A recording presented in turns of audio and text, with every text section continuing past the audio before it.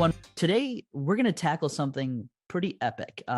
Epic is right. It's chess. Yeah. But we're not just playing a game, right? We're going to look at its history. Oh, yeah. Its cultural impact. The whole 9 yards. Yeah, and why this game, centuries old, still has us completely fascinated. It's wild. Whether you're a grandmaster or just figuring out how the horsey moves. A knight. The knight. Yeah. Right, of course. Yeah, you're going to find something pretty interesting in this deep dive. Some real aha moments, for sure. Absolutely. So we've got some really incredible excerpts from a text we're going to be looking at today. It's a fascinating read. It really dives deep into, like, the essence of chess. Yeah, and the thing that jumped out at me right away was this idea that chess is so much more than just a game. Right. It's like a blend of, well, like the text says, it's art, science, sport. It's this whole microcosm of human intellect. And strategy. Playing out on the 64-square battlefield. Battlefield. That's a good word, actually, because, you know, it's not just a metaphor, right? Absolutely not. I mean, think about where this game came from. 6th century India. Right. And back then, it wasn't even called chess. Chaturanga. Chaturanga, yeah. Exactly. Meaning, like, 4 divisions of the military. So each people represented a different part of the army. Like pawns were the foot soldiers. Exactly. And, you know, knights were the cavalry. You can really see the military strategy woven into the DNA of the game. Oh, absolutely. I mean, can you imagine? Ancient generals. Yeah. Huddled around a Chaturanga board. Planning their next attack. High stakes game, right. The highest.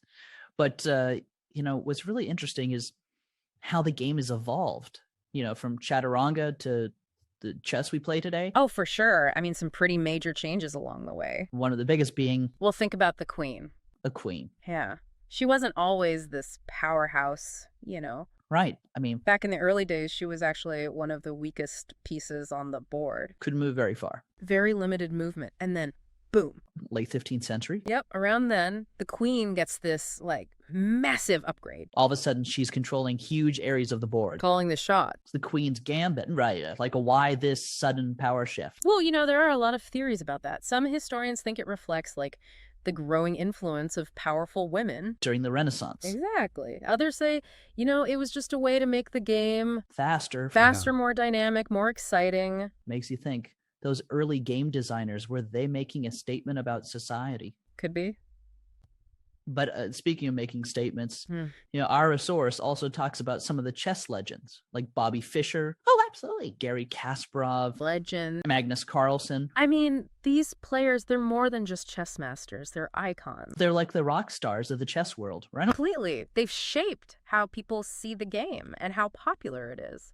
Yeah, and it's incredible, you know, to see this resurgence of chess in its birthplace. Yeah. India. Yeah. It's like a chess renaissance over there. And one of the catalysts for that was Viswanathan Anand. Oh, absolutely. Anand, he became India's first grandmaster back in 1987. And then went on to become world chess champion. What an achievement. I mean, talk about inspiring a generation. Oh, totally. And speaking of inspiring, you know who the current world chess champion is? As of 2024. Another Indian player, D. Gukesh. Incredible. And get this, he's only 18 years old. 18! Unbelievable. I mean, it's really something to see how this game, you know, born centuries ago, still has such a hold on people. It really speaks to something, doesn't it? It does. So as we kind of wrap up our deep dive into the world of chess, I think what we've learned... It's more than just moving pieces around a board. It's a window into history. It's about strategy. The power of the human mind. It's fascinating. And it kind of makes you wonder, right? I mean, if a game born centuries ago can still be this popular, this captivating, right, what other ancient wisdom might be out there waiting for us to rediscover it? What a great question to end on. So much to think about. And who knows what else we might find from the past that can help us in the present, maybe even the future. But until our next deep dive, why not, you know, dust off that old chessboard? Or even, you know, try a game online. You never know. You might surprise yourself. Maybe you got some grandmaster moves and you just waiting to come out. Thanks for joining us. See you next time. Bye.